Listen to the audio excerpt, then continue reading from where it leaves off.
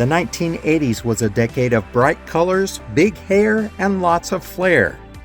If you grew up during that time, then I'm sure you have some fond memories.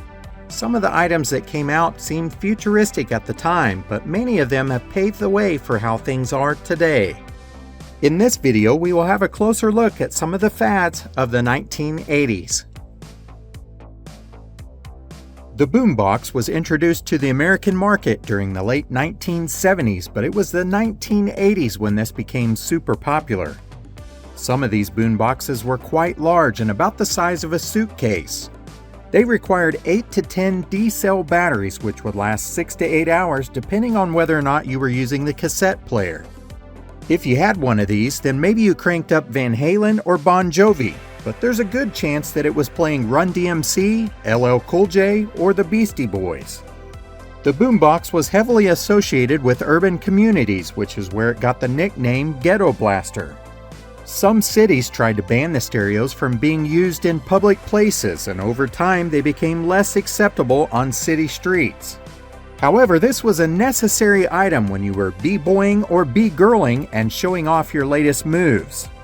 The boombox culture reached its peak in 1986 with 20.5 million units sold. Fast forward to 2003 and there were only 329,000 units sold. Personal listening devices such as the Walkman and the Discman were responsible for the decline of the boombox. Today, people have become accustomed to their smartphone and a Bluetooth speaker rather than a boombox. Breakdancing is a form of hip-hop dancing that appeared to defy human bendability and gravity. It was originally called breakin', but the media labeled it as breakdancing. This art form seems to have originated in Bronx, New York during the 1970s, but it was the 1980s when it exploded all over the world. B-boys and B-girls would face off in an impromptu dance competition where the only things needed were cardboard and a boombox. Oh, and of course a lot of practice. These highly talented and athletic dancers spent hours and hours perfecting their skills. Soon recess became a time when kids were doing the wave, caterpillar, top rock, down rock, windmills, head spins, and more. Although this 80s fad has died down, it has never really disappeared. Breakin' has had a continual influence in the hip-hop, rap, and pop music world. In 2004, breakdancers got down at the Vatican before Pope John Paul II. Breakdancing will also be breaking its way into Paris during the 2024 Olympics, so be prepared for a comeback. We are probably going to see kids, grandparents, and even dogs busting a move. If you were a kid in the 80s, then the word parachute means something. Most kids played with a huge parachute in PE class, but there was something that was even bigger: parachute pants. These were made of the same nylon that real parachutes were made of, but they often had pockets with zippers. These pants made a statement for a couple years in the 1980s. If you had these rad pants, then it meant you were bad. For all you youngsters out there, that meant that it was good. The pants were usually tight-fitting but breathable, and they became extremely popular when everyone was trying out their latest breakdancing moves. These cool pants came in a variety of colors, but the most popular ones were black, gray, and red. As quickly as they came in, they went out, and the public moved on to the next fad.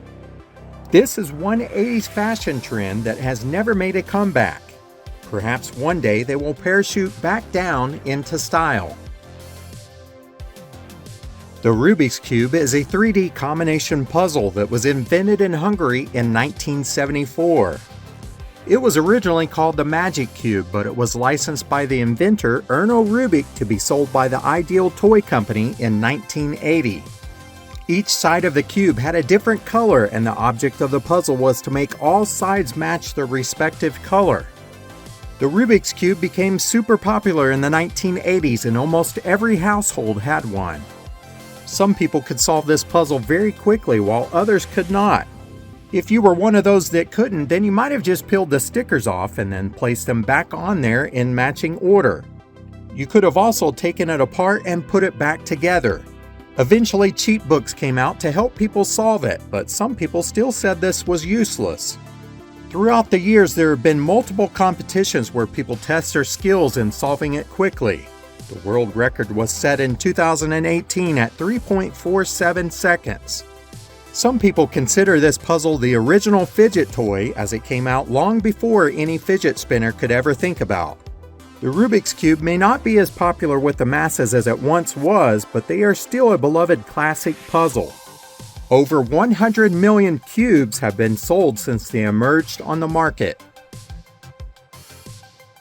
PacMan is one of the longest-running, best-selling, and highest-grossing video game franchises in history.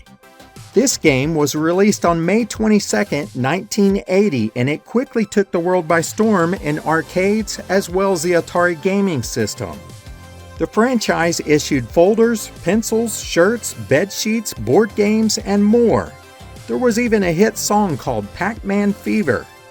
PacMan remains one of the most recognizable video game characters in history and is a 1980s cultural icon. This yellow pie-shaped PacMan character travels around a maze eating dots and trying to avoid ghosts that are hunting him. The game was a breakaway from the space or shooting-style arcade games that were out at the time. In 1982, an estimated 30 million Americans spent more than $8 million a week playing PacMan. They were feeding quarter after quarter into machines located in arcades, pizza joints, bowling alleys, and bars. People were playing this game so much that many towns across the U.S. passed statutes or regulations to restrict the games. Des Plaines, Illinois banned people under the age of 21 from playing the game unless they were accompanied by their parents. Marshfield, Massachusetts banned the video game outright. Other towns and cities issued licensing and zoning to restrict arcades from selling food or being too close to a school. Parents became worried about kids being consumed with the game and not focusing on studies. This is a very similar thought process to what many parents think about kids with tablets and phones. And 70s kids don't judge too quickly. This also happened in many places across the U.S. with pinball machines. The 1980s changed the way we look at music forever. MTV debuted just after midnight on August 1st, 1981 with the broadcast of "Video Killed the Radio Star." In the beginning, the network struggled because the music video library was somewhat shallow. More and more artists started making music videos, and the additional exposure in the video format on MTV could propel these artists into superstardom. Michael Jackson became the king of MTV with his hit video singles "Billie Jean," "Beat It," and "Thriller." The network brought success to newcomers such as Madonna and Duran Duran, but it also renewed life to veteran performers such as ZZ Top, Peter Gabriel, and Tina Turner. Later in the decade, the channel featured specialty shows such as Headbangers Ball, Yo MTV Raps, and Remote Control. By the mid to late 90s, the original channel was airing programming that had nothing at all to do with music. But to 80s kids, MTV will always be a special memory. Keeping up with the time was important, but so was looking cool. And that is where Swatch watches come in. The Swiss watch industry was suffering due to the rise of digital quartz watches.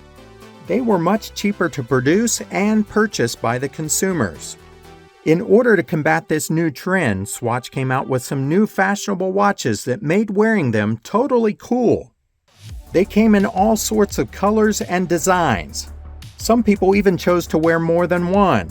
They were meant to appeal to the younger generation, and many people collected them. One other popular trend was rubber bands that would cover the watch face and protect it. These also came in an array of colors, and many people would have two twisted across the face of the watch. Swatch watches are still being made today, although they aren't quite as popular as they were in the 1980s. The 1980s was all about big hair. There were many different styles, and what you chose to do with it said a lot about who you were. Maybe you went for the rocker look, or maybe you went punk. But some of the more popular styles were the mullet, high top, Gumby, jerry curls, or the asymmetrical style. No matter what you had, it had to be big. Many women in the 80s crimped their hair like Debbie Gibson or wore it curly like Whitney Houston. In order to look good, it took lots of hair products, and the most popular one was hairspray. Tons of Aquanet hairspray was used in order to get those big wings and tidal wave bangs. The 80s was all about going big, and the bigger it was, the better. I'm sure that anyone who had stocks in Aquanet became super rich after the 80s. For a while, it seemed like a competition. Who could grow it longer or make it stand up taller? Mullets seem to be making a bit of a comeback, but the huge hair for ladies is still a thing stuck in the 80s. The 1980s was a special decade, especially for those that experienced it. There were many items that changed the world forever. Some of these may be long gone, but you never know when they'll reappear. Just like the mullet, the decade will never truly die. I hope you enjoyed this little walk down memory lane, and make sure you stay tuned because there will certainly be a part 2. Thank you so much for watching.